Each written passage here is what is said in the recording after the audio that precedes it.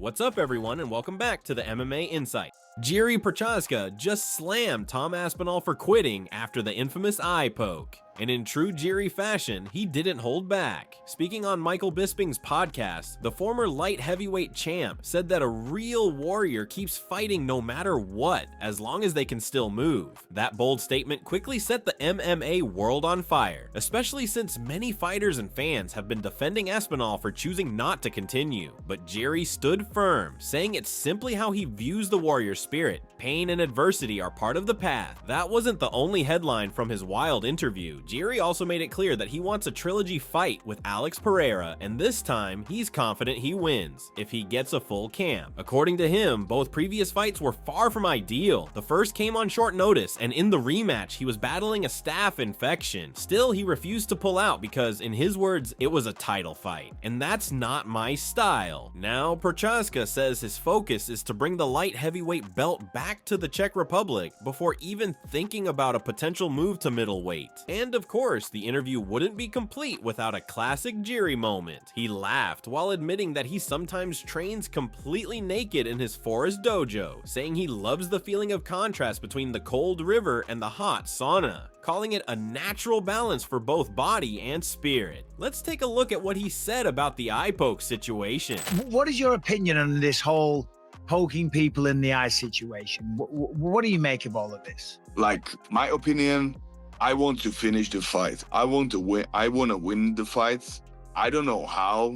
Give me just a little time. I will recover myself, or I will fight like I will use more my intuition or whatever. But I want to finish the fight. I want to win. And all the people came to see this fight, especially the main event. Maybe Tom started too much to calculate about. Maybe it's not too good to fight him. Maybe next time I will be better prepared. Many situations happened in my fight, many times.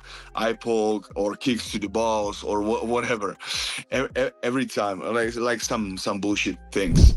Just weeks before his next title defense, Merab Dvalishvili opened up about taking the Petr Yan fight on short notice, and his explanation makes perfect sense for a guy known as The Machine. Merab said he simply didn't want to sit out for too long. If he skipped this opportunity, he would have had to wait until spring to fight again, and for a workhorse like him, that just wasn't an option. He wanted to stay active, keep his rhythm, and ride the momentum of his recent wins, even if it meant stepping in earlier than planned. The champ also shared a surprising story about the only time Dana White was genuinely mad at him. According to Merab, it was when he refused to fight his close friend and longtime teammate Aljamain Sterling back when Aljo was the bantamweight champion. Merab said there was no way he'd ever fight Sterling because Aljo had been there for every single training camp and helped build him into the fighter he is today. In his words, "I'd rather move divisions than fight my brother." Finally, Dvalishvili touched on the rumors of a potential super fight with Alex Volkanovski. He made it clear it's not something he's chasing right now, but he didn't rule it out either. If he eventually cleans out the bantamweight division and runs out of challengers, then yeah, Volk could make sense down the line. Let's roll the clip. Yeah, first fight, I was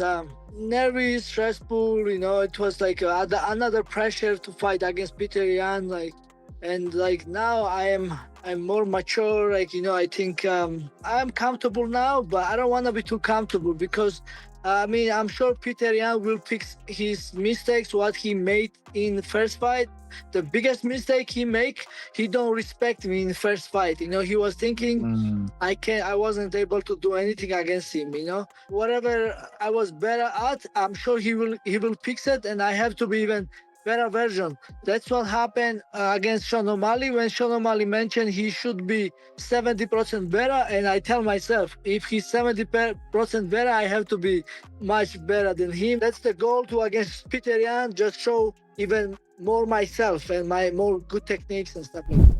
In a recent interview with Spanish outlet AS, Ilia Topuria opened up about his future and dropped some major news that's got UFC fans buzzing. First off, Topuria cleared up one concern. His plans to fight in January won't be affected by his brother Alexandre's upcoming bout in November at UFC Qatar. That means no more camp conflicts. El Matador can go all in on his own preparation. When it comes to potential opponents, Ilia admitted that a fight with Paddy Pimblett seems like the more realistic option right now, but he didn't hide what he really wants: a super fight with Islam Makhachev. He said that's the type of high-profile clash that excites him most, the kind of matchup that defines legacies. But the biggest reveal came when Topuria spoke about something fans don't see on TV: the long-rumored UFC event in Spain. According to him, the project is moving forward in a major way. With the ESPN deal finally secured, everything is now falling into place. Ilia hinted that behind the scenes, the UFC is already taking huge steps to make the Spain card a reality. And this isn't just talk. Plans are actively in motion, and it sounds like Spanish fans could witness something massive, possibly at the Santiago Bernabeu Stadium in 2026. According to Topuria, the biggest obstacle holding things back was the ESPN agreement, but now that it's done, it's full steam ahead. Who would you like to see El Matador face in the potential Santiago Bernabeu event in 2026? Leave your comments below.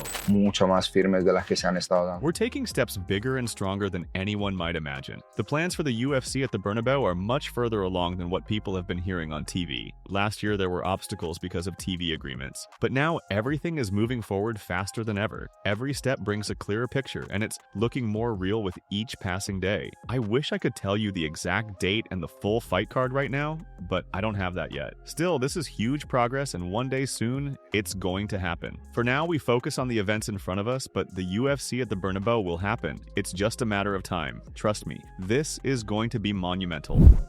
The middleweight division just keeps getting spicier, and now Robert Whittaker has officially thrown his name into the mix for a massive showdown. In a recent interview, Whittaker confirmed he's targeting Sean Strickland for the historic White House card in June 2026. The former champ said he's been eyeing that matchup for a while, not out of rivalry, but because he loves the stylistic challenge that Strickland presents. Currently sitting at number 3 in the rankings, Strickland remains one of the toughest outs in the division, and Whittaker believes that a win over him would shoot him right back into title contention.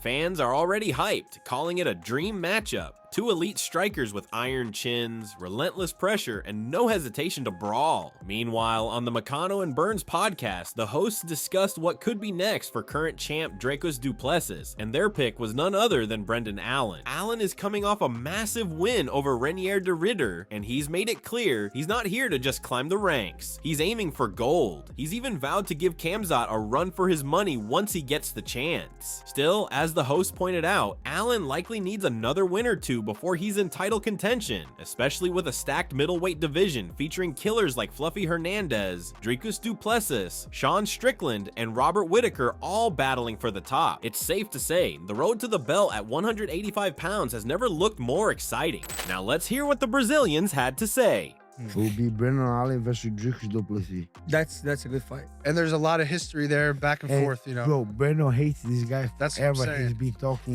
forever. Before he becomes a champion, Brendan wanna fight him already. Crazy. But they are training partners, so he doesn't like any training partner. Brendan is Dricus du Plessis. I think it's a great fight. Grappling is a lot of different ways to grapple. We see guys that have amazing grappling, but they have no takedowns. Yeah. We have guys that are amazing grappling, but they're just good at on the top. They're not good at bottom. Yeah. And that was the thing, to beat Chimaev, to get close to beat, you need to know how to defend a takedown, how to get up, how to play on bottom, because eventually this guy's such a high level wrestler that he's gonna take you down. Yeah. Who you think is gonna take Dricus down like that? Just Hamza, not a lot. Dricus? Yeah. Fluffy, my brother. I think Fluffy Fluffy is fucking beating Makhachev. And that's going to wrap it up for the news. Thanks for watching. For daily MMA news and content, subscribe to MMA Analysts and click the bell icon to be notified when we post videos. Here are the 3 top comments from last video. The first one from Chris Umbreeze 8875. People need to stop talking about the Raja situation already. It's fucking annoying if he hasn't been locked up. Chances are he isn't. The second one from Robert Joni's 9275 says, I'm gonna talk about Conor. Glad he's sober and doing something patriotic. Hope he wins. And the last one is from Sigmon M3P says, Conor would have won being president if it was 2016 or 2017, but he's a complete joke now. Those were the top comments from last video. If you want to be featured in the next one, all you have to do is comment down below. And if you missed yesterday's news, click the video on screen right now to get caught up. See you in the next video.